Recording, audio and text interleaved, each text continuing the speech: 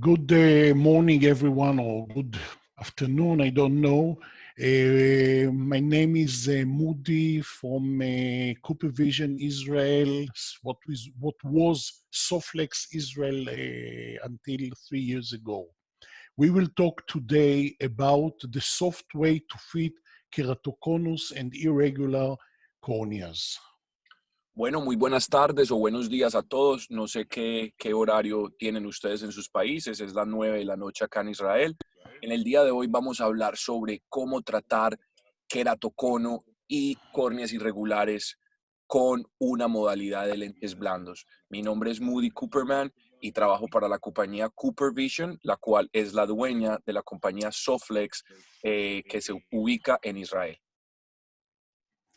The common lens application, I'm talking about every lens for irregular corneas, are for keratoconus, for post-graft operation, of course, pellucil marginal degeneration, the PMD, corneal scarring, ectasia, post-refractive surgeries like post-LASIK, post-RK, PRK, or oblate corneas from any reason, post-trauma, and corneal dystrophies. Ok, cuando hablamos de córneas irregulares debemos incorporar a todas las irregularidades corneales, tales como es el queratocono, el postgraft, la degeneración pelúcida marginal, cicatrices corneales, ectasias postrefractivas, tales como son la queratotomía radial, el PRK, el post-LASIK o córneas oblatas. También debemos encapsular a todos los problemas post-trauma o cicatrizaciones corneales y las distrofias corneales también. Ahí catalogamos a todas las córneas irregulares. The most important instrument in the clinic in order to evaluate the situation, the shape of the cornea, is the corneal topography. Of course, today we have also the OCT, but the prices are much, much higher. So when we talk about corneal topography, it is a non-invasive medical imaging technique for color mapping the surface curvature of the cornea.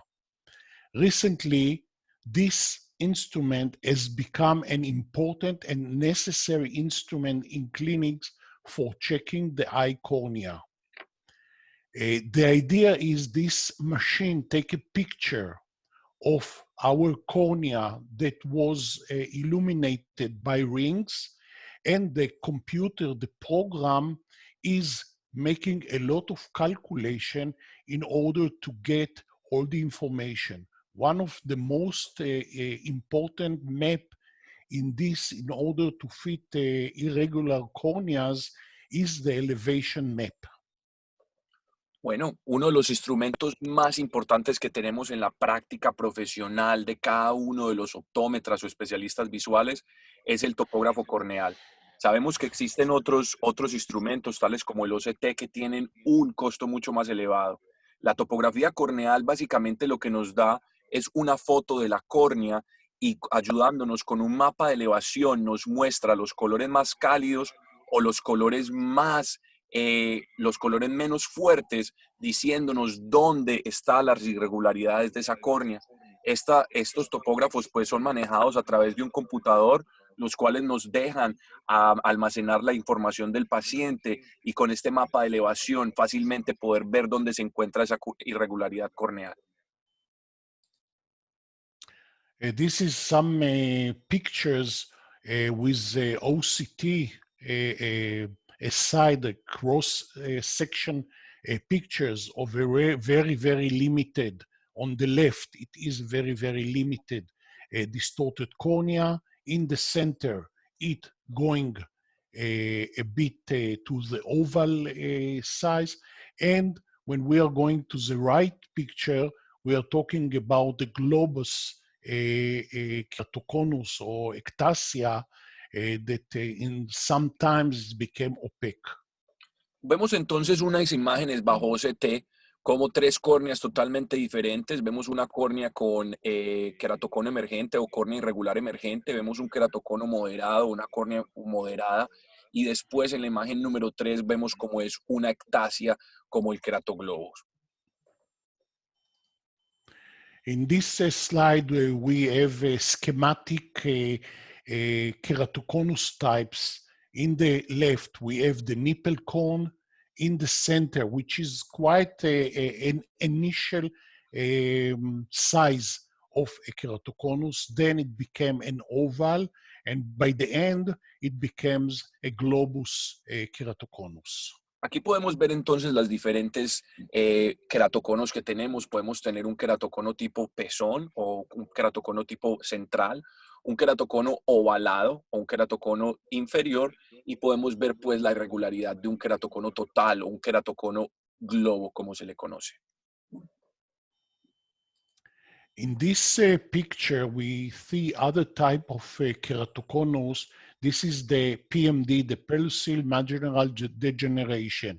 This is a very, very tricky consideration because when we measure just the K reading, we find out that we have,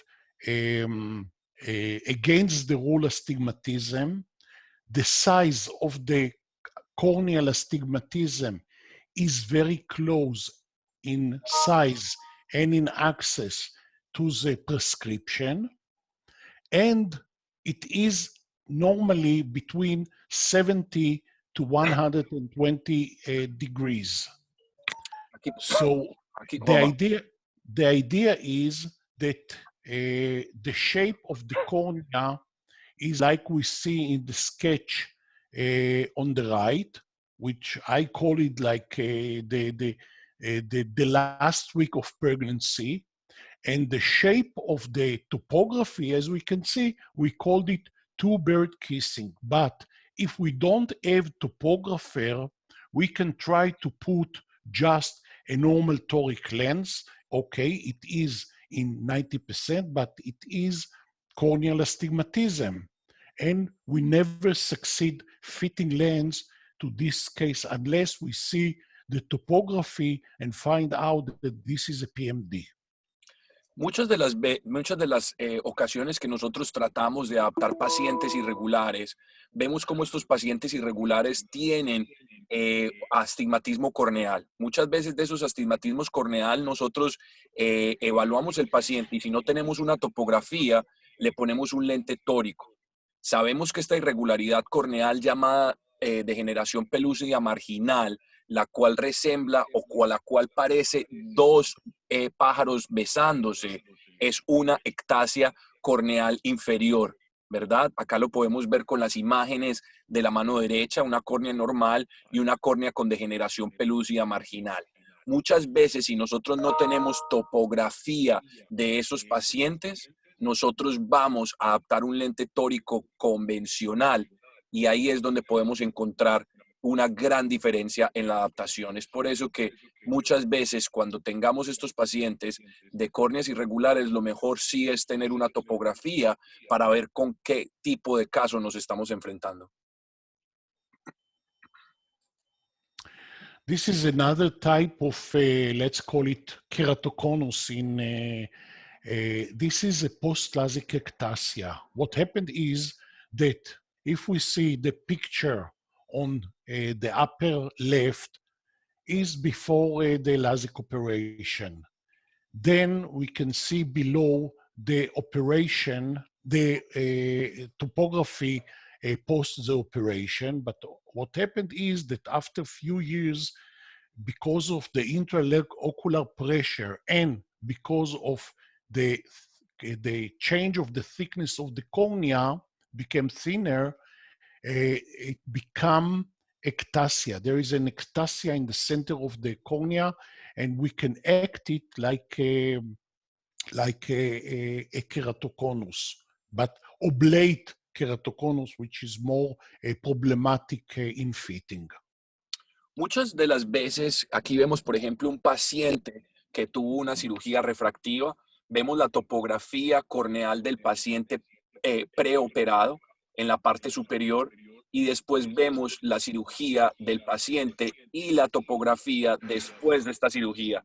Sabemos que cuando los pacientes tienen cirugías corneales, tales como LASIK o cualquier procedimiento quirúrgico, la córnea se adelgaza y muchas de estas veces cuando la córnea sufre de un adelgazamiento se puede generar una ectasia post cirugía refractiva. A esto se le conoce como córneas oblatas post cirugía o córneas oblatas ectásicas. The main problem caused by the keratoconus / irregular cornea at the first stages, and we hope to finish only with this, is the vision loss. The cornea gradually sinks and becomes misshaped. The cornea surface becomes irregular, similar to the shape of a cone. The next stage is that the cornea became opaque, an advanced stage of the keratoconus where the cornea cracks and become opaque. In this stage, the only solution is a cornea transplant. Vemos entonces cómo ve un paciente con queratocono. Sabemos que el queratocono va adelgazando la córnea y va haciendo que la córnea pierda su forma. Va deformando la córnea.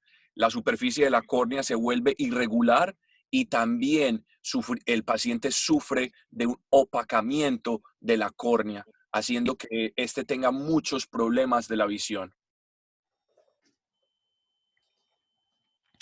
So in order to treat this distorted cornea, we have to have a toolbox, as we are doing for treating our cars and all other places that we are treated.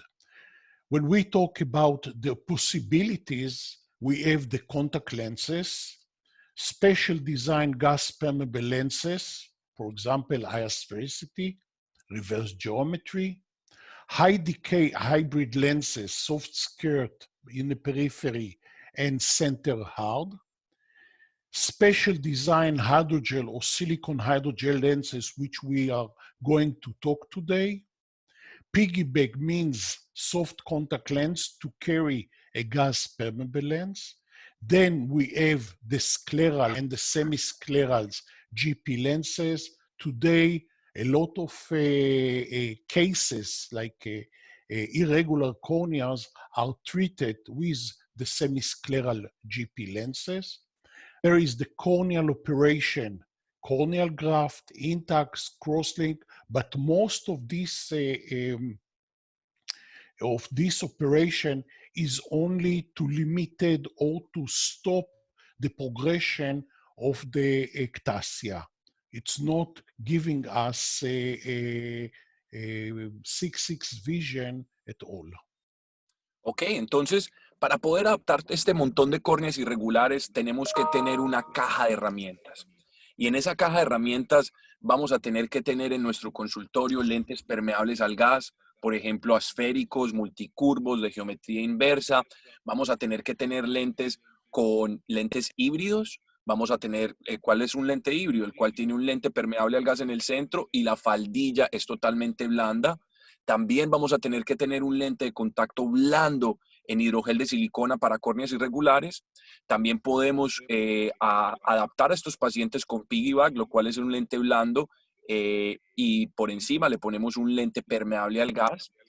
La mayor cantidad de optómetras y especialistas visuales están tratando estos problemas irregulares con lentes semiesclerales y esclerales, y muchos otros prefieren también las operaciones corneales a través de los oftalmólogos, lo que cuáles son el Intax, el trasplante corneal o el crosslinking. Sabemos que estas operaciones no le van a dar al paciente una visión de 20/20, sino que va a parar la progresión del queratocono o ayudarnos a tener una mejor regularidad en la córnea para poder adaptar nuestros lentes. Así que fíjense bien, nosotros como especialistas visuales tenemos que tener una caja de herramientas con montones de lentes de contacto. ¿Para qué? Para que cada paciente pueda ser tratado como lo es, un mundo diferente. Treatment with contact lenses, the main goal is good vision. And we can see in the sketches below what is the idea of good vision. Of course, there are side side goals as well, which the most of important is comfort. But when we put the lens and we can see, for those that cannot see, that they have a vision like the one in the left side, and getting the vision on the right side, they are happy like you cannot believe. El gol principal, can you go back to, thank you. El gol principal o el éxito principal que nosotros queremos alcanzar es alcanzar una buena visión. Sabemos que los pacientes quieren tener la visión de la mano derecha, pero muchas de las herramientas que a veces utilizamos no le dan al paciente una buena comodidad y un buen confort. Es por eso que tenemos muchas veces adaptaciones de gabinete donde nosotros le damos el lente al paciente, el paciente obtiene muy buena visión, pero no obtiene comodidad. ¿Qué ganamos nosotros con tener un paciente 20/20 si él no va a utilizar sus lentes de contacto por la incomodidad que estos le generan? Go ahead, Mori. Okay, so we are looking for excellent vision day and night, no glare. Of course, our reference is pinhole. When we are going to fit a patient with keratoconus, with irregular cornea, we are looking for vision target, because not everyone of them can get the 100% vision. So we are doing the pinhole, and we find out that maybe this person can go up to 6/9, and this is our target. We are looking for high level of comfort for many hours, and we are looking for many hours because a person is going to work and back at home after 10, 12 hours a day. High oxygen material for corneal health, easy to fit and easy to adapt, available to all. I'm talking about prices, and very easy to handle. Entonces, lo que queremos buscar con una adaptación de un paciente con queratocono es una excelente visión durante el día y la noche. Que el paciente no tenga reflejos, no tenga ningún tipo de luces por la noche, todos estos fantasmas que se ven por la noche. Usar como referencia el pinhole, esto nos ayudará para saber cuál es la visión máxima que alcanzará este tipo de pacientes. Pero recuerden que necesitamos un lente que le pueda dar al paciente una excelente permeabilidad al oxígeno, que sea fácil de adaptar, fácil de remover, fácil de insertar, que esté disponible para cualquier tipo de paciente, pero lo más importante de todos es el confort que estos pacientes puedan obtener, porque si no utilizamos el confort como base primaria, el paciente puede obtener una excelente visión, pero si no está cómodo, no los va a utilizar. When we are going to fit specialty contact lenses, first of all, we have to understand case history. We have to hear our patient and to understand what happened to him, what he has, what treatment he has already, what are the problems that were along the way that he is using, because most of the times we get patients that they are already fitted somewhere else, or they were fitted in our place, and maybe we can give them in an advanced solution. So we must know the case history of this patient. We should do a total checkup with slit lamp. This is very important to find out that we don't get into other problem with this patient. Evaluate the tear quality and quantity. By the way, there are some topographers that they are evaluate the tear quality and quantity in a dynamic way. The refraction and the free vision quality, just for a reference to understand where he is in this situation, without any correction or with his old correction, because sometimes he has like 6.15 and we can get him to 6.6 and we are all happy, or he has 6.6 and we can get only 6.12. So we have to find out this reference in order to give him an improvement. To do the topography or OCT of the cornea, if there is a machine like this, selecting the first choice trial set means to understand what type of contact lens we would like to fit him, maybe the soft K, maybe just a spatial GP lens, or maybe we would like to go to semiscleral lens because this is our decision. Evaluating the fitting with slit lamp using fluorescein for GP lenses or big molecule fluorescein for soft lenses. If needed, we have to change the lens. Remember, we are talking about a box of tools, and we have to be familiar with what solution we have to irregular corneas. After we put the lens and we are happy with the fitting, and the patient is happy, is comfort, and all the signs are okay, we are doing the over-refraction, ordering the lenses, and the most important is to arrange a schedule for follow-up.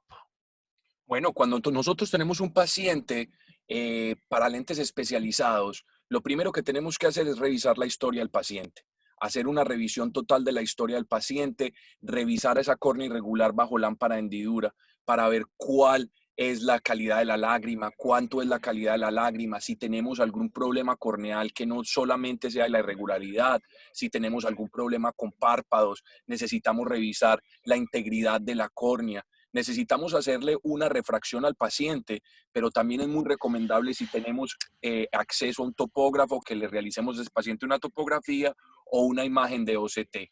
Recordemos entonces que vamos a tener una caja gigante de herramientas. Pueden ser lentes blandos para queratocono, lentes permeables al gas, lentes esclerales, pero que usted escoja el mejor lente para cada paciente. Evalúe entonces, basado en su caja de prueba, cuál es el lente que le va a colocar al paciente, cuál es el lente que le va a aplicar al paciente. Utilice fluoresceína, si va a utilizar lentes permeables al gas o lentes esclerales, o fluoresceína de alto peso molecular, si lo va a hacer con lentes blandos. Cambie el lente si es necesario, realice una sobrerefracción y lo más importante, ordene el lente, pero cuando ordene el lente, usted debe hacer citas para revisar este paciente concurrentemente. Por favor, el follow-up, las visitas que usted le haga a los pacientes deben ser visitas para revisar cómo está el queratocono y cómo está la visión, pero más importante, cómo está la comodidad del paciente. ¿Woody? Our subject of this presentation, of this webinar, is the soft way to fit keratoconus and irregular cornea. So why soft lenses? It's comfortable option to correct their vision problems.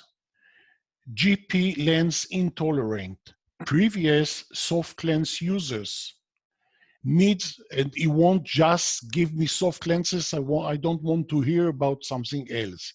Need frequent replacement programs, means silicone hydrogel lenses for 3 months and to be replaced, and in order to improve lens stability on the cornea. Entonces, ¿por qué deberíamos adaptar lentes blandos para córneas irregulares? Primero que todo, es la opción más cómoda del mercado para cubrir la visión y los problemas visuales de los pacientes. Hay muchos pacientes que no toleran los lentes permeables al gas o los lentes esclerales o no pueden insertarlos o removerlos. También tenemos muchos pacientes de queratocono que ahora son pacientes de córneas irregulares que antes utilizaban lentes blandos. Hay muchos pacientes que necesitan un uso más frecuente de sus lentes de contacto, quizás lentes de contacto trimestrales, semestrales o quizás anuales.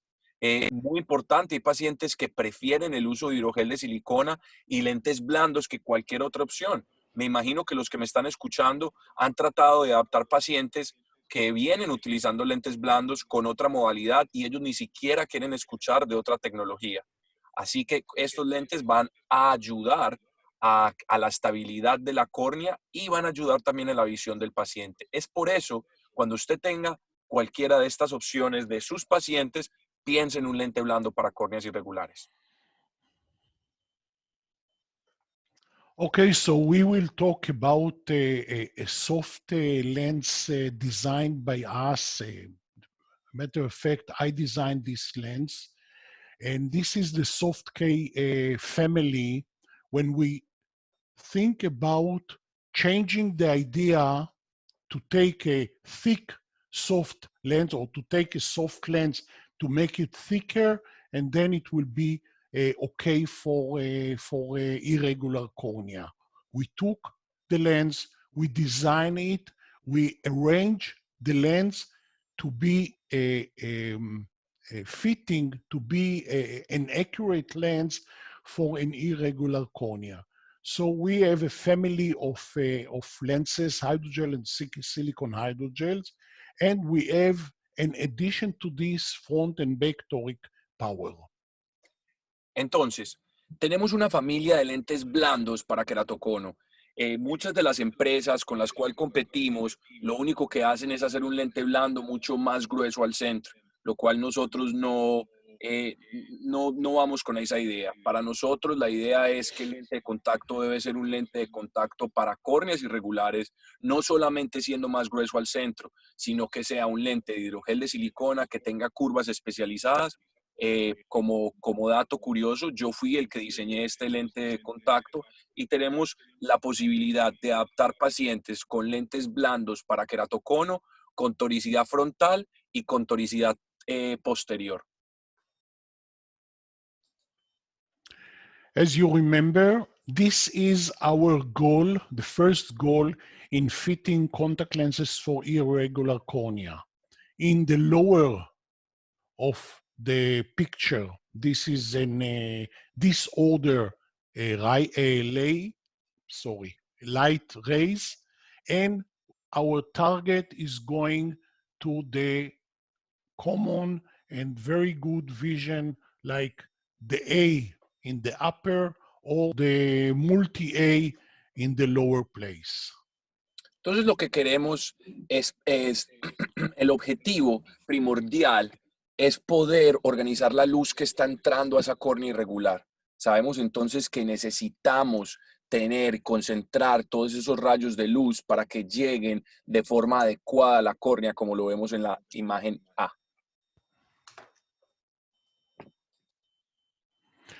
So this is the design of the lens. We totally change a thick lens into this. If we are looking from up to down, in the edge or in the periphery of the lens, we have a very normal and common soft lens periphery or edge. In the center, we have a special strong construction zone. Just imagine yourself, you're taking a paper, just a paper from your notebook. If you hold it in one side, it will fall down.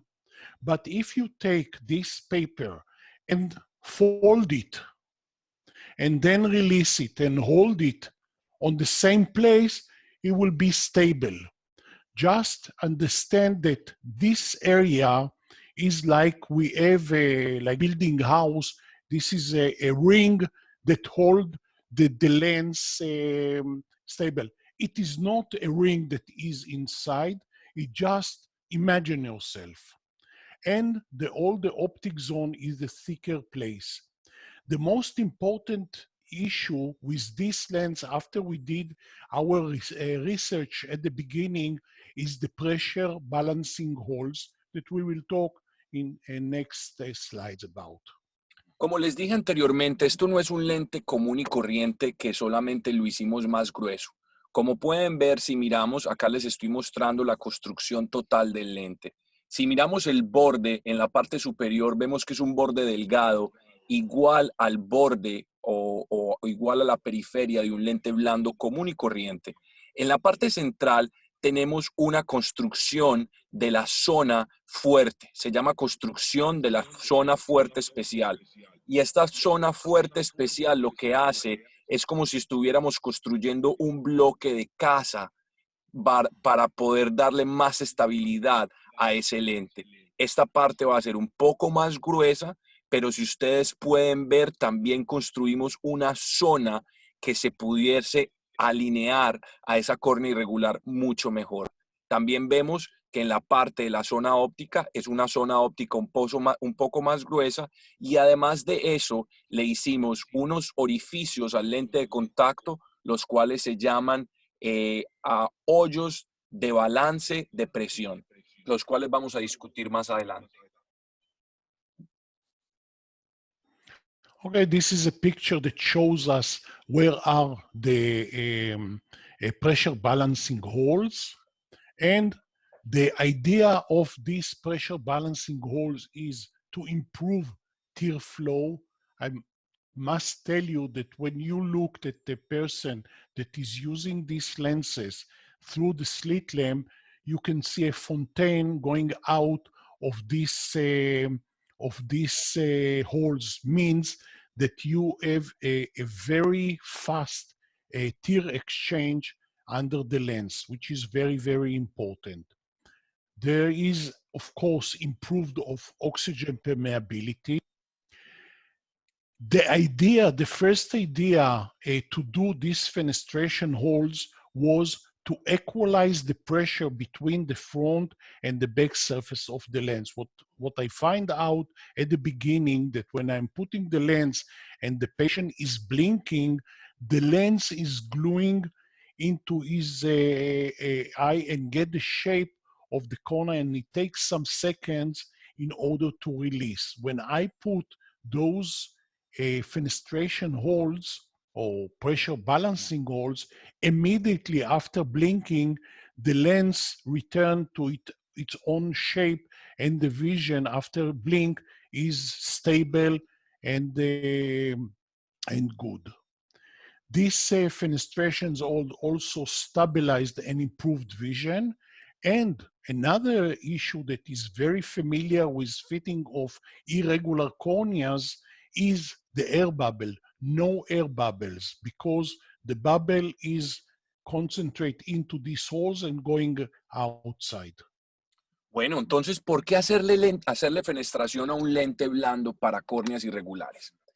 Y esto es algo que quiero que ustedes analicen, porque esto es algo que no lo tiene nadie en la industria. Esto es un lente único en su fabricación. Estos dos huecos o estos dos huecos de presión de balance, básicamente lo que le hacen al paciente es tener un mejor intercambio lagrimal. Cuando ustedes analizan ese lente bajo lámpara de hendidura, van a ver solución saliendo de esos dos huecos, haciendo que tenga el paciente mucha más intercambio lagrimal en esa adaptación. Vamos a mejorar la oxigenación y la permeabilidad al oxígeno de ese lente. También no se nos va a pegar el lente, vamos a tener una visión mucho más estable, y lo más importante de todo es que no vamos a tener burbujas. Muchas de las veces cuando nosotros adaptábamos lentes blandos para córneas irregulares o queratocono, veíamos cómo esos lentes se nos pegaban a la córnea, o muchas veces encontrábamos burbujas dentro de la adaptación. ¿Mori? Now we can see this was one of the first research that were done on the soft K. We are talking about the soft K benefits. The person who did this is now living in the United States. I think that is very close to your place. Is Dr. Boris Saverinsky. He used to work for the Hadassah Hospital in Jerusalem. And the benefit, the summary of his research was it is improved visual performance, it maximizes patients' comfort, and most important for his research was to improve wearing time. He found out that people with just GP lenses cannot wear their lenses more than 6 to 8 hours. His aim was to have a lens to get above 12 lenses. And we can see here that about 90% of the users wear the lens more than 8 hours. 56%, more than half, are using this lens more than 8 hours. More than Entonces, 12 hours, sorry. les voy a mostrar entonces un estudio que hizo el doctor Boris Severinsky, un doctor del Hadassah Hospital en Jerusalén, pero que ahora vive y reside y trabaja en Estados Unidos, muy cerca de donde yo vivo. ¿Qué hizo este doctor? Nos demostró que hay muchos pacientes con lentes permeables al gas o lentes esclerales, como vemos en el cuadro rosado, que solamente pueden utilizar sus lentes de 4 a 8 horas. Vemos que el 33% de esos pacientes utilizando lentes esclerales puede utilizar sus lentes de 8 a 12 horas, pero con un lente blando, totalmente blando, como lo es el Soft K, este lente que le estamos hablando en este momento con los huequitos, los pacientes pueden utilizar los lentes por más de 12 horas al día. Así que si sumamos el 56% y el 33%, más del 90% de los pacientes, casi el 90% de los pacientes pueden utilizar los lentes por más de 8 horas, pero si vemos en la parte amarilla, los lentes blandos para queratocono sí le van a dar un mejor confort y mayor duración en sus adaptaciones a los pacientes que utilicen esta modalidad.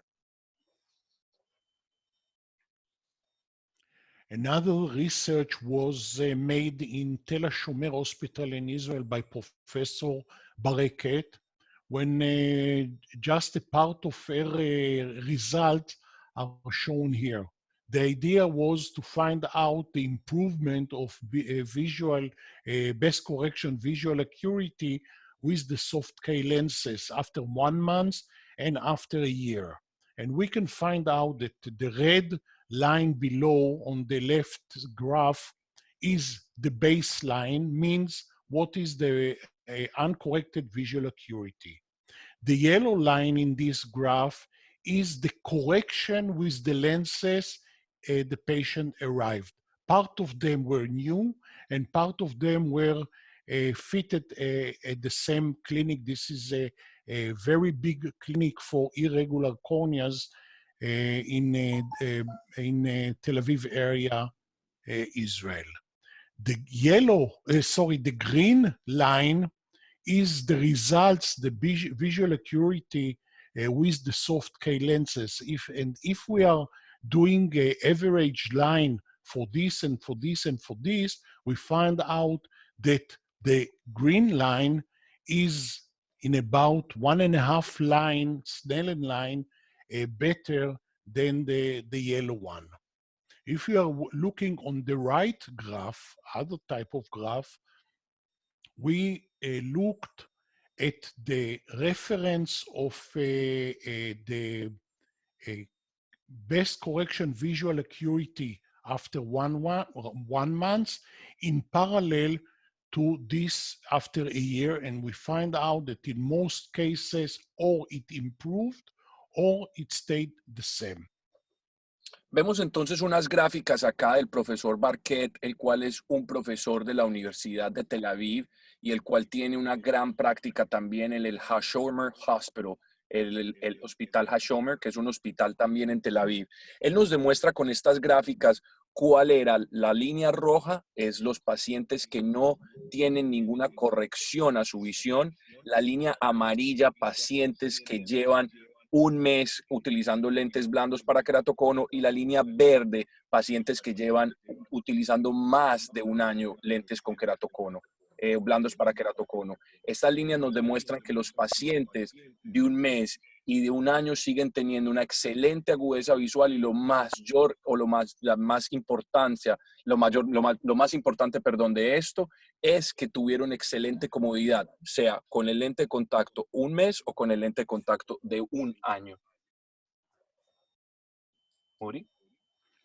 Another research was done in the University of Minho in Portugal by Joseph Gonzalez, a very good friend of us. And one of his measurements was to evaluate the contrast sensitivity function with lenses like RGP lenses, of course, for the same patient, the soft K lenses, and spectacle. And we find out in this graph that the soft K lens and the GP lens has about the same curvature for contrast sensitivity function. Vamos entonces a ver también un reporte y un estudio que se hizo en la Universidad de Minho. Esta universidad está localizada en Portugal y lo hizo el doctor José M. González de este país. Es un portugués, el cual es gran amigo de nuestra empresa. Podemos ver entonces cuál es el contraste a la sensibilidad utilizando lentes RGP, lo cual los ven en la línea azul, lentes blandos soft K para queratocono y gafas. Vemos entonces que las gafas no tuvieron los mismos resultados que tuvieron los lentes RGP y los lentes blandos. Los lentes blandos y los lentes RGP tuvieron casi los mismos resultados. At the beginning, we started with 3 lenses tri-set from hydrogel material, and and now we are going into the soft K2 lenses, which is 9 lenses trial set from Contaflex 67, which is a hydrogel material. The trial set is manufactured only from hydrogel material because the expiry date of hydrogel materials is much longer. But we can fit with these lenses also the silicone hydrogel, as you will see. We have 2 diameters. This after a research of Professor Patrick Caroline that has a lecture a few days ago. He also make a research for the soft K lenses and is still using them in his university, in Pacific University. So he offered us to enlarge the trial set. So now we have, as I said, 9 lenses, 2 diameters, 14.2 and 14.8, 2 options for material, aspheric front surface, which control the eye order aberration. We can get a front toric option. We can add front toric option, high comfort rate, high physiological performance, and it is compatible with the soft K, means that if a person used to have the soft K lens for many years, we can give him now the SH soft K2, for example, if he would like to improve the oxygen permeability and so on. Cuando empezamos entonces a hablar de lentes blandos, uno de los primeros lentes que nosotros fabricamos en el mercado es el lente Soft K. Después vino la nueva edición del lente Soft K2, que es el que estamos hablando en este momento. Este lente también fue diseñado por nosotros en conjunto con el doctor Patrick Caroline, el cual ustedes escucharon hace unos pocos días. El doctor Patrick Caroline nos ayudó a diseñar este set de prueba y este lente de contacto, lo cual no es un lente de contacto como cualquier otro. Recuerden, es un lente asférico, la superficie asférica, y además tiene control de aberraciones de alto orden. Así que es un lente con control de aberraciones de alto orden. Puede ser fabricado con toricidad frontal y lo fabricamos en material de hidrogel de silicona, pero si usted quiere, fabricamos el set en hidrogel, pero si usted quiere, el lente final lo puede mandar a pedir en hidrogel de silicona. ¿Por qué fabricamos el set de prueba en hidrogel? Para que usted pueda tener estos lentes por más tiempo, ya que los lentes de hidrogel de silicona expiran más rápido. Así que el set viene en hidrogel para que usted lo tenga más tiempo, pero cuando usted vaya a adaptar puede ordenar o hidrogel de silicona. The materials that we are using, both of them as the FDA approved. One is the definitive 74 water content silicone hydrogel from Contomac. It has a decay of 60, 74% water content, a modulus, medium modulus of 0.39 megapascal. And we are using this material as a 3 months replacement. The other material is also by Contomac, Contaflex 67. This is an hydrogen material. The decay is half of the silicone hydrogel. It has 67% water content, and the modulus is very similar to the definitive 0.36 megapascal. Ok, entonces, cuando ustedes vayan a adaptar este lente, van a tener dos materiales disponibles. Van a tener el Definitive 74%, que es un lente de hidrogel de silicona, Filcon B3, un material no iónico con un DK de 60%. La cantidad de cuerpo acuoso es de 74% de agua.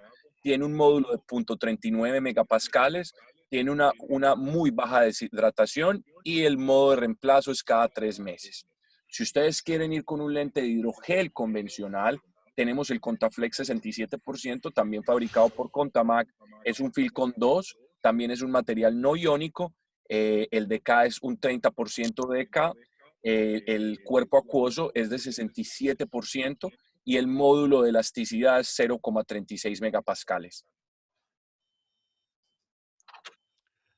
As with all keratoconus or irregular corneas fitting, we can give you the fitter. Of course, you must use the tri-set, but we can give, let's call it a first choice lens idea. So we have two fitting technique. One is the keratometric formula, and the second one is the sagittal height formula. Tenemos entonces dos formas de adaptar estos lentes de contacto. Les voy a dar una perla, un tip que me funciona mucho. Podemos adaptar lentes blandos para queratocono de nuestra casa usando dos modelos. Uno es la fórmula queratométrica del paciente y la segunda es la altura sagital del paciente como tal.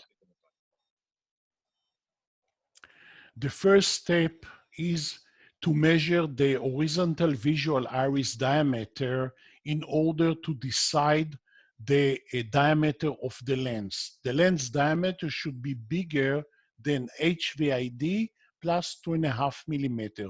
We have two systems, easy system to measure the HVID. One is this type of rulers, as we can see on the right side.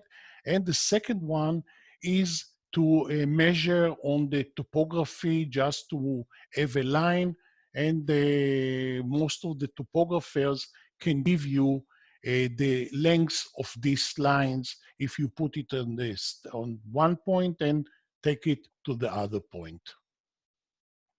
Ok, entonces sabemos que la parte más importante cuando vamos a adaptar cualquier lente especial, y esto lo hemos dicho en todas las presentaciones, nosotros, inclusive cuando no son lentes especiales, cuando son lentes descartables, siempre cuando vamos a adaptar cualquier tipo de paciente debemos medir el diámetro horizontal del iris visible.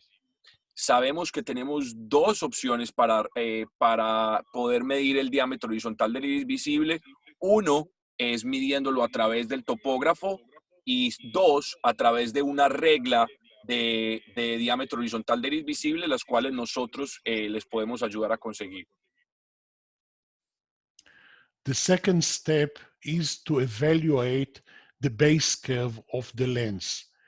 If we're talking about the K reading methods, we're taking the flat K and the steep K, using the average for mean K, and we have to add 1 millimeter to the mean K in order to get the closest base curve. Of course, we always going up, means that if the parameter is 7.2 and we have 7 and 7.3 base curves, of course we will go to the 7.3.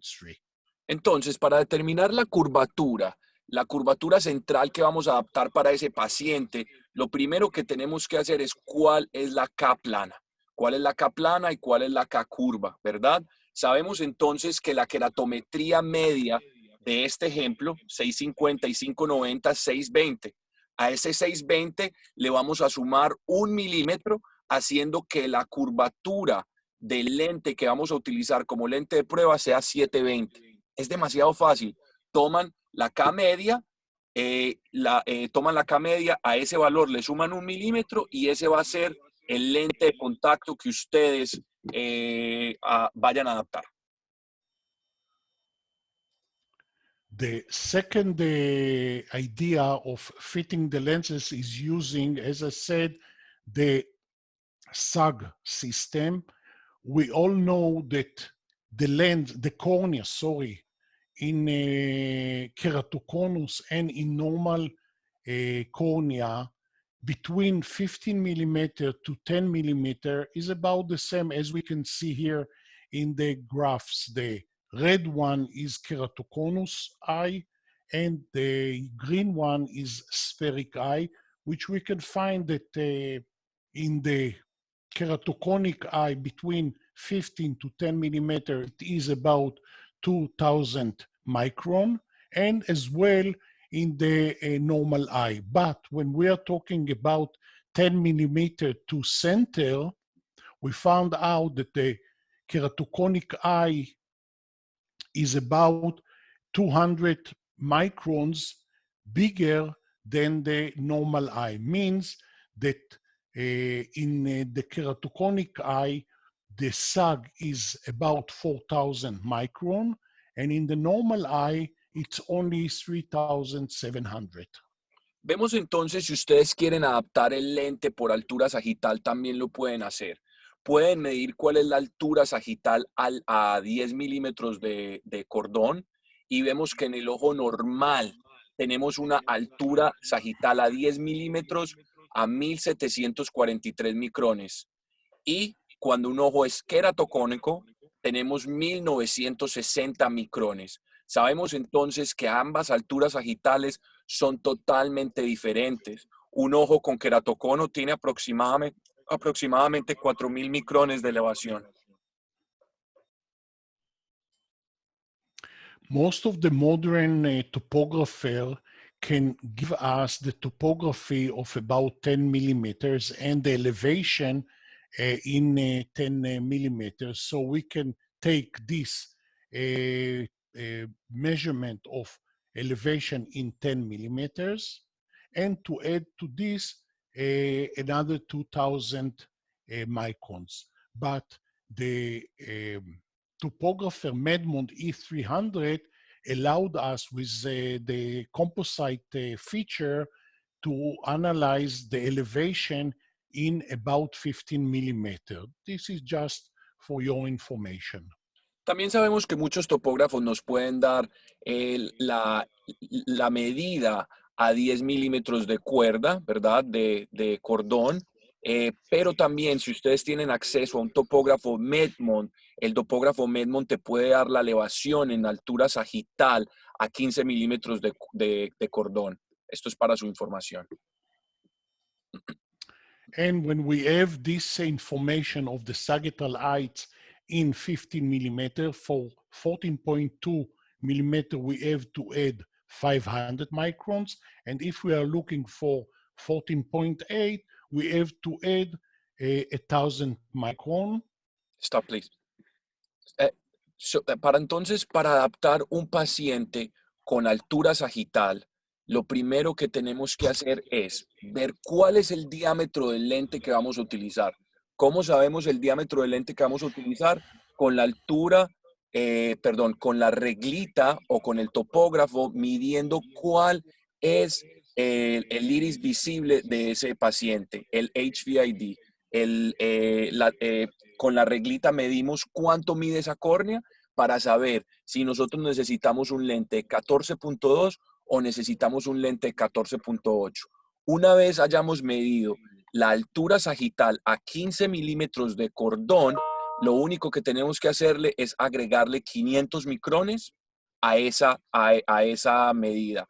Si queremos adaptar un lente 14.8 porque esa córnea es más grande y lo hacemos la medida a 15 milímetros, le agregamos 1000 micrones a esa medida.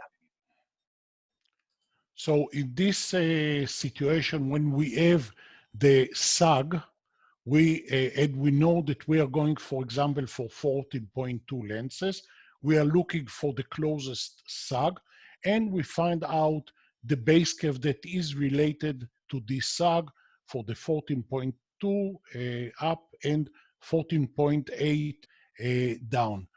The reason that we have only 9 lenses is because when we are talking about manufacturing, in the 14.8, we are quite limited to make 7.0. But we find out that it is not necessary in this diameter to go so steep. Entonces, cuando ustedes analicen qué lente van a adaptar, si el 14.2 o el 14.8, suman el cordón de 15 más lo que les dijimos, 500 micrones o 1000 micrones, dependiendo del diámetro que vayan a utilizar. Y acá ustedes pueden ir a la tabla de referencia de alturas sagitales para escoger la curvatura más apropiada.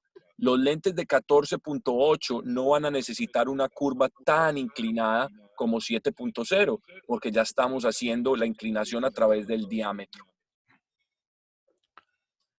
So let's go for a very fast to a case history. We are talking about a student, 28 years old, that he is a GP lens intolerance. So in the Pacific University, they decided to put him with the soft K2 lens. Vamos entonces a analizar un caso. Esto es un paciente de 28 años, es un hombre masculino. El paciente fue adaptado en la Universidad del Pacífico ya que era intolerante al uso de lentes permeables al gas. We can look here a cross section of the lens over the cornea, and we could find very, very nice the lens, the contact lens, the green one. There is a very nice tear layer in between, and there is the cornea, the distorted cornea, and you can see how distorted this cornea. So the lens is sitting very, very nice on this cornea, on this eye. Podemos ver entonces la adaptación de este paciente como tal y vemos que la córnea está bien distorsionada, vemos una córnea muy irregular, vemos un reservorio lagrimal al centro totalmente uniforme y el cual está creando ese espejo refractivo al paciente y vemos cómo el lente blando se posiciona espectacularmente sobre esa córnea. In this slide, they did the calculation of the K reading, and they find out that on the right eye, they will put the 7.9, and on the left eye, they will put the 7.6. Entonces, miremos para ese caso tenía queratometrías de 47, 50 y 51, sacaron la queratometría media, que era 49.25, a ese 49.25 en milímetros nos da que es 6.85, le agregamos 1 milímetro, ¿verdad? El lente queda 6.85 más 1, quedan 7.85. Como no tenemos un lente de 7.85 en el set, sino que tenemos un lente de 7.90, la Universidad del Pacífico con Patrick Caroline hizo la selección del 7.90. And in this slide, we can see picture in front. We can see that the lenses are very in the center, and the patient feels very, very comfortable with these lenses. And then let's go to vision. Pudimos ver entonces en la diapositiva pasada que era un ojo muy saludable, un ojito blanco, sin enrojecimiento y un paciente totalmente cómodo. So according to vision, they ordered for him 7.9, 14.2, -6 on -125, 85 degrees. The vision was like 6, 7. I am not familiar with 2025, which is very, very nice because the 100% is 2020. And on the left eye, it got only a bit layer, like 6.6 or 9, with a very low level of astigmatism, -750 or -150 at 120. the lenses has good vision, the lenses has good movement and central well. Entonces vemos en este examen, vemos cómo los lentes, estamos seleccionando qué prescripción le dieron a este paciente. Vemos entonces que la agudeza visual con corrección del paciente en el ojo derecho fue de 20/25, casi un 100% de visión, y en el ojo izquierdo de 20/30. Tuvimos entonces un lente 790 -6 con un cilindro de -1.25 y un eje a 85, y en el ojo izquierdo -750 -1.50 por un eje de 120. Los lentes demostraron tener excelente movimiento y excelente centrado. A very nice way to understand the improved of vision, it can be shown by using the differential map of power map before the treatment and with the lens. The upper map on the left is before the putting the lenses on. The second one is together with the lens, and the differential map show us that the color is mostly blue, so the result, the differential, is what we call a plano, and the patient can see very nice. As uniform this color, it is the improving of the vision. Entonces podemos ver con estos mapas de poder, cómo los lentes de contacto llegaron a proveer al paciente con una receta de plano, ¿verdad? Y con estos mapas nos pueden demostrar claramente cómo era la corrección sin lentes y cómo era la corrección con lentes de contacto blandos para estas córneas irregulares. Some troubleshooting. In order to stabilize a toric lens in large diameter, I can recommend you to order at the beginning the 14.8 millimeter on the toric design, which will improve the stabilization. If from any reason air bubble is trapped, flatten the lens. If excessive movement in large diameter, the toric diagnostic MAR is assigned at 270.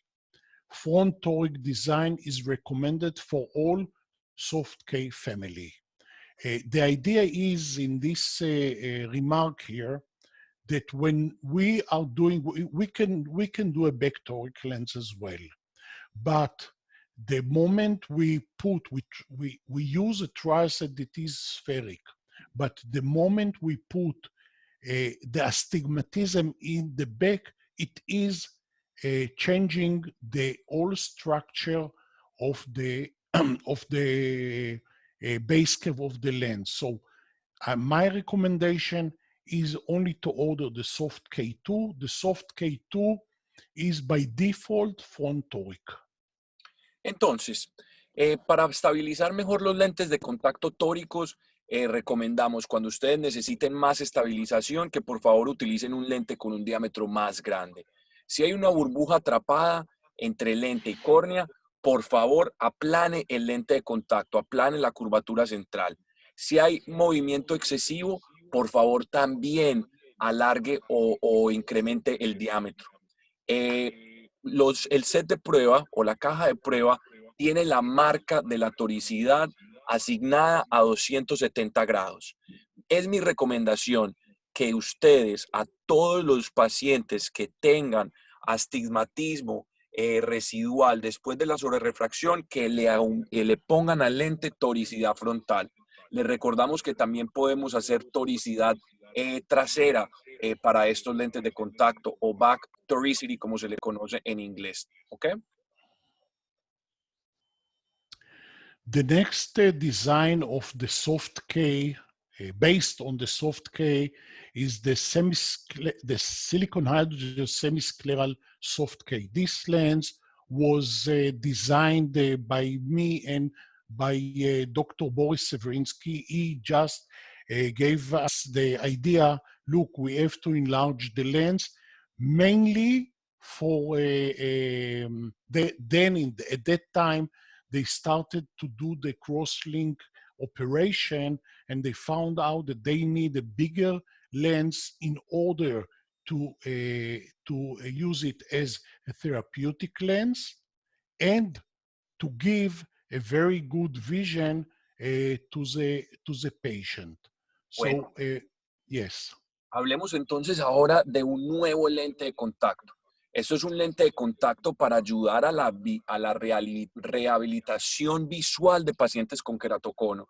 Esto es un lente de contacto en hidrogel de silicona mini escleral. Este lente de contacto fue diseñado por mí y el doctor Boris Severinsky, el cual nos dio una excelente idea porque muchos pacientes ahora que tienen queratocono emergente o moderado están siendo tratados con crosslinking. Y para esos pacientes con crosslinking, este lente semiescleral en hidrogel de silicona para córneas irregulares es la mejor opción. So soft scleral lenses, white, is it good for comfort, for centration, and for RGP contraindicated? Why silicone hydrogel material, more oxygen, water retention, and material rigidity? Entonces, ¿por qué utilizar un lente blando escleral? ¿Por qué es bueno? Primero por el confort, primero por el centrado y pacientes que tengan contraindicaciones al uso de lentes permeables al gas. ¿Por qué un hidrogel de silicona?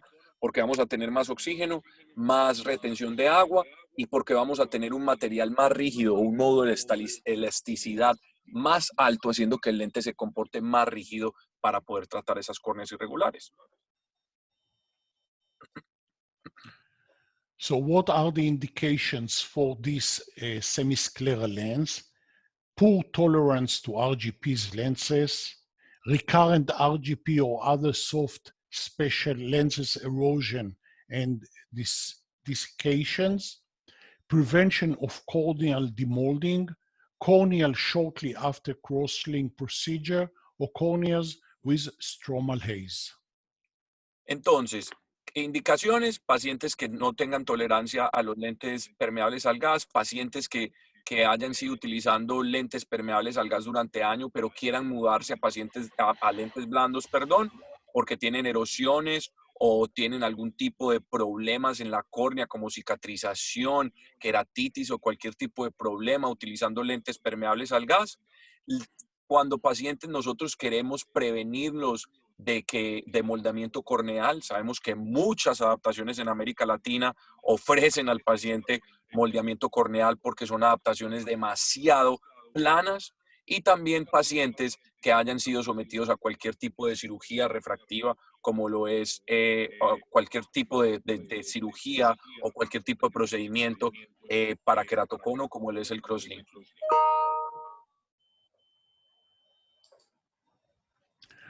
We can find here the fitting of this lens on the cornea. We find out that there is a touch, no touch of the lens on the cornea. We can see here very nice the fenestration of this lens. And there is a very a minimum apical touch pattern fit, and most of the lens is rest on the peripheral of the cornea and the sclera. So, Podemos okay. Entonces ver el lente totalmente aplicado al paciente, podemos ver menos grosor, menos rigidez en respuesta a la regularización de la superficie corneal. También vemos mucho menos toque apical y podemos ver un lente de contacto descansando en la periferia de la córnea y descansando en la esclera. We can see here the cross section of the lens. The lens is about 0.5 to 0.6 millimeter, means it's about 500 microns. It has an aspheric front surface for high overall aberration. System of fenestration: for the spheric lens we have 4 holes, and for the toric lens we have 3 holes, and the diameter is 17 millimeter. Entonces tenemos una zona óptica al centro de 0,5 a 0,6 milímetros, una superficie esférica frontal de control, unos sistemas de fenestración de huecos que pueden ser de 3 o 4 huecos y un diámetro total del lente de 17 milímetros. We can find here how the lens is seated on the cornea. The limbal optic zone, no mechanical irritation or limbal impingement. Scleral landing zone, less lens support, multi-curve periphery. We have two skirt. We have medium skirt and we have flat skirt. And we can do high molecule fluorescein to estimate any individual landing zone parameters. Entonces tenemos una zona de aterrizaje en el limbo donde podemos saltar esa zona, no tenemos irritación mecánica o pinchamiento limbal, también tenemos una zona de aterrizaje en la esclera que nos brinda soporte, una periferia multicurva que podemos fabricar con una falda mediana o plana. Y también tenemos diferentes individualizaciones del aterrizaje con la zona de parámetros. In this lens, we also using the definitive silicon hydrogen material in 74% water content. The structure and the stability stiff like as a conventional lathable hydrogen material, modulus of about 0.39 megapascal, low dehydration rate inside less hydrogel family. Tenemos entonces que este lente es un lente de contacto en hidrogel de silicona, tiene un alto contenido de cuerpo acuoso de 74%, es totalmente en hidrogel de silicona, nos brinda estabilidad, rigidez y tiene un módulo de elasticidad de 0,39 megapascales y también es un lente de contacto fabricado con tornos de alta precisión numéricos. We can see here that we also, as the material with a high decay, so we have oxygen flux 5 times greater than in hydrogel. It's also research of Gonzalez in Portugal that he find out that with this material, we get 5 times greater flux than in hydrogel. Positive fluid ventilation and the fenestration prevent lens adhesion, improve limbal oxidation, tear mixing, and centration.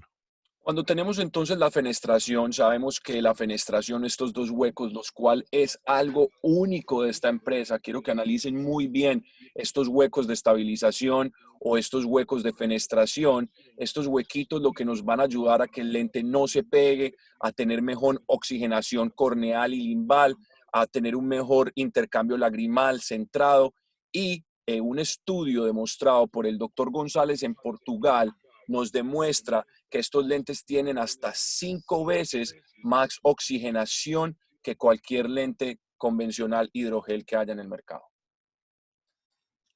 Here we find a very simple fitting recommendation. We just have what is the type of the cornea, what is the cornea shape, and where to start with. Ok, entonces acá tenemos una tablita la cual podemos compartir con ustedes. Si tenemos, por ejemplo, pacientes con enfermedades de la superficie ocular, pacientes por refractivos, deberíamos empezar con un lente regular de 7.6. Si tenemos pacientes con queratocono, cualquier paciente post-crosslinking, PMD, un lente de 7.30. Pacientes con trasplante, con distorsión, 7.0. Pacientes con trasplante con alta distorsión, 6.7. Y pacientes con cono tipo pezón o tipo central en 6.40. This is the structure of the trial set. We have also 9 lenses. So we have everything in the trial set in order to fit exactly. Tenemos entonces un set de prueba también como el Soft K2. Hablamos de dos lentes hoy, del Soft K2, y hablamos de este lente semiescleral Soft K. Este lente viene en un set de prueba con 9 lentes. Los lentes tóricos vienen con 3 orificios o 3 huequitos y los lentes esféricos vienen con 4 huequitos. Moody, 2 more minutes, please. Yes, please. Okay, there was a research that also Boris Sevrinsky done. I will go through it very quickly and we will get into the results.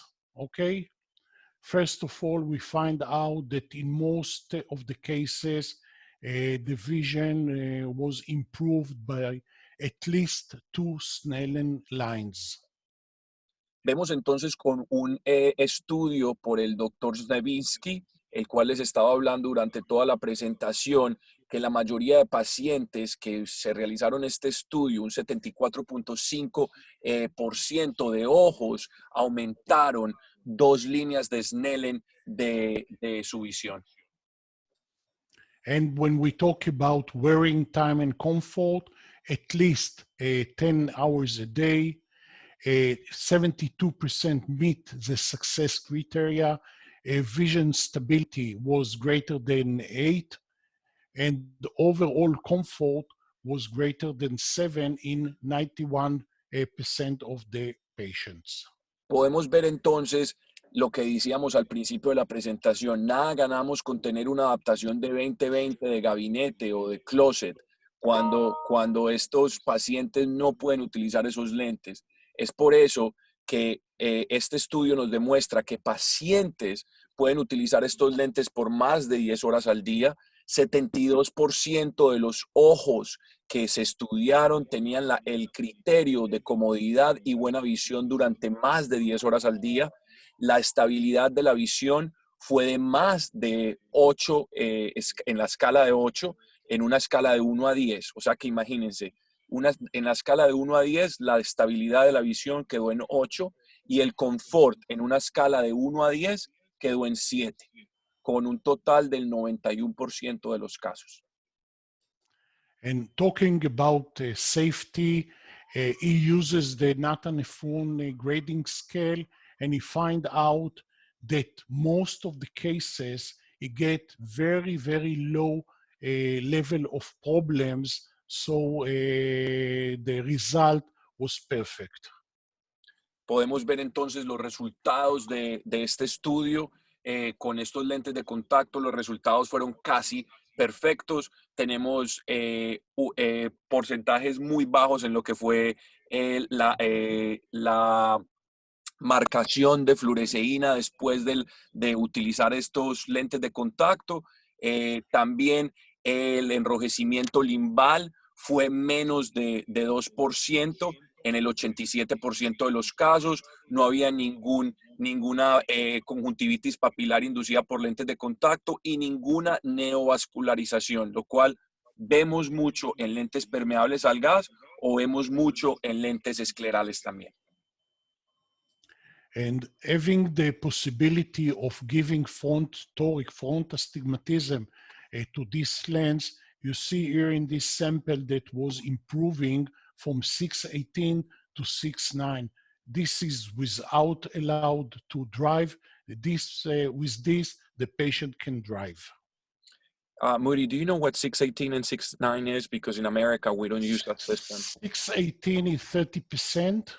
Okay, so and 20. 6.9 is, let's call it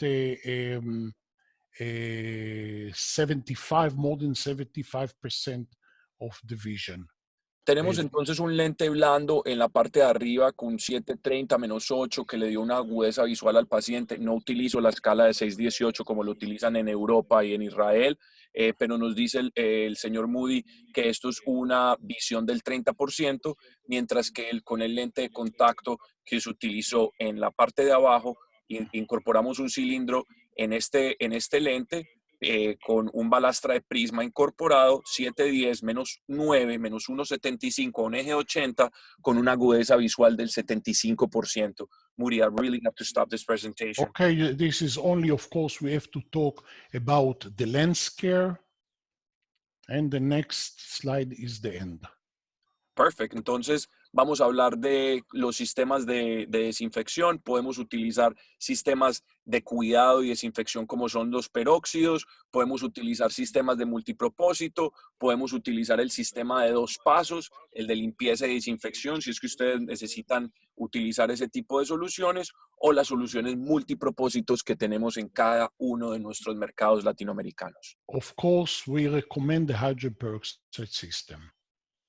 Ok, perfecto. Vamos entonces con algunas preguntas. El doctor Michael Umaña nos pregunta, ¿está disponible para América Latina a través de Spectrum? Sí, Michael. Somos los nuevos distribuidores de este lente de contacto. Hicimos una alianza con Cooper Vision y a partir de junio vamos a estar distribuyendo estos lentes de contacto alrededor del mundo. El doctor Héctor Velázquez nos pregunta, gran amigo, buenas tardes, ¿cuál es el espesor central promedio de los lentes? What is the average center thickness of the lenses, Moody? The average is about, the soft K is about 350 microns to 400 microns, and the semiscleral soft K is between 500 to 600 microns, depend of course the power. Doctor Héctor, para los pacientes soft K tenemos un espesor de 0.35 milímetros o 0.40. Si usted lo quiere pasar a micrones, serían 350 o 400 micrones. Y para el lente escleral blando serían 500 micrones o 600 micrones, lo cual es 0.50 o 0.60, dependiendo de la potencia del lente de contacto. Doctor Carlos Ferraro nos pregunta, ¿hasta qué grado de cilindro aconseja tratar con este tipo de lentes blandos? What is the maximum amount of cylinder that you recommend fitting these contact lenses? Sorry, I didn't hear you. What is the maximum amount of cylinder that you recommend when fitting this type of Look, patients? when we are talking about front toric, don't forget that when you put this lens, the corneal astigmatism, of course, if there is a lenticular astigmatism, we are limited. But if we are talking about corneal astigmatism, you can start with 7, 8, 10 diopters of astigmatism. But when you put the lens, it reduces it going down to 2 diopter, 3 diopter. Normally, I'm not recommend doing more than minus 4.5 diopter cylinder in front design, in front toric design. Ok, sabemos entonces, doctor, que existen 2 tipos de astigmatismo, corneal y lenticular. Podemos tratar pacientes con -6, -7 de astigmatismo corneal. Cuando es un astigmatismo lenticular, ahí es otro caso totalmente diferente. El señor Moody nos recomienda usualmente mantenernos con toricidad frontales de -450 a -5. El doctor Héctor Fernández nos pregunta, buenas tardes, excelente conferencia. ¿En qué paciente no sería definitivamente recomendar estos lentes blandos para queratocono? Y por sus fenestraciones, ¿cuál sería su mantenimiento para que no se rompan? Okay, so based on this excellent conference, which patients would not recommend, would you not recommend using these lenses? And Everyone. based on the fenestrations, what is the ideal treatment so the lenses don't tear? The lens don't tear. There is no evidence for tearing the lenses in normal use because of the fenestration holes. The fenestration holes are much inside the body of the lens, so there is no any problem. Of course, if you tear the lens in purpose, it will be tear, but it is not a weakness area of the strengths of the lens. I have people using this lens for, unfortunately, 3 years, and they send us the lenses to be cleaned. Doctor, estos lentes son recomendables en cualquier tipo de pacientes con córneas irregulares y las fenestraciones no tienen ninguna incidencia en el rompimiento o en ninguna de la estabilidad del lente como tal. Los lentes funcionan perfectamente y la fenestración no va a jugar ningún papel importante en que a ustedes los lentes se les rompan. El doctor Hugo Soñora nos pregunta, no sé si lo escuché bien, pero ¿cuál debería ser el movimiento de soft K y el semiescleral? What should be the movement of soft K and what should be the movement of the semiscleral lens? About the same, plus minus 1 millimeter. It doesn't have to be much movement because of the fenestration, enough of a tear movement there is below the lens. Doctor, no hay en este momento, nos reporta que el movimiento debe ser de 1 milímetro en cualquiera de esos dos lentes. No debe haber excesivo movimiento ni no movimiento alguno. Debemos tener 1 milímetro de movimiento en ambos lentes de contacto. Doctor Martín Giraldo nos pregunta, ¿ha observado algún inconveniente relacionado con hipoxia? Have you noticed any problems related to hypoxia? No. Ok, ningún problema. Doctor Martín. Doctor Michael Umaña nos pregunta, para un paciente con córneas oblatas, paciente con trasplante, ¿se pueden utilizar? Sí, doctor Michael, lo dijimos, pacientes con trasplante, pacientes con cirugía refractiva, pacientes con ectasias corneales después de cualquier tipo de cirugía refractiva, se pueden utilizar estos lentes. La doctora Lauren Valenzuela, tiempo de duración de los lentes, si van a ir con un lente de hidrogel, la duración es de 1 año, si van a ir con lentes de hidrogel de silicona, la duración es de 3 meses. What are the nos pregunta un participante, ¿cuáles son los rangos de potencias que cubren ambos lentes? What are the parameters that you cover with these lenses, both the soft K and the scleral lens? What is the question? Parameters? Parameters? Yes, sir. I'm talking about every type of irregular cornea. If it is oblate from one point of view, or if it is high elevation, high sagittal depths because of keratoconus, No, but hydrop, or what he was whatever. asking is what is the lens parameter? So plus 50, minus 50, minus 52. It is let's call it unlimited. Okay. For the purpose they need, we have 9 lenses in the trial set, but you can have minus 20, minus 25, plus 15. This is not the problem. Doctor, estos lentes son customizados, son fabricados a medida. Cualquier potencia que usted quiera, sea potencia esférica, cilíndrica o cualquier eje, son fabricados a la medida de cada paciente. Así que muchas gracias a todos los que participaron. Esas fueron todas las preguntas que teníamos. Yo tengo otra reunión a las 3:30 con el Medio Oriente, así que me despido. Muchas gracias a todos los que participaron. Moody, thank you so much for being here with us today. Thank you very much. I just want to give a small tip. Before taking out the lens, by the end of the day, as with all type of contact lenses, put some drops, 2-3 drops of saline in the eye, wait 30 seconds, and then move the lens with the lower eyelid, and then take them out. Una recomendación pequeña que tengo, cuando vayan a remover este lente de contacto, pónganle al paciente 2 o 3 goticas de solución salina en el ojo, muevan el lente de contacto con el párpado inferior para ambos lados, esperen 30 segundos, pídale al paciente que parpadee y después remueva su lente. Eso es un tip y una perlita que les quería dar. Muchas gracias a todos. Moody, thank you so much. You take care. Have a wonderful night. And thank you for being with us. Thank you very, very much to all of you. And we will be in touch, Felipe. Thank you very much for the opportunity you gave us to talk with all the great lecturers that you have been in your fantastic syllabus. Muchas gracias. El doctor Moody se despide entonces. Nos dice que muchas gracias por tenerlo en esta plataforma de excelentes conferencias que hemos tenido y que se despide de todos ustedes. Moody, thank you so much. Shalom. Thank you. And we'll Shalom be talking soon. uvracha. Okay. Thank you so much. You take care. Bye. Bye-bye. Thank you.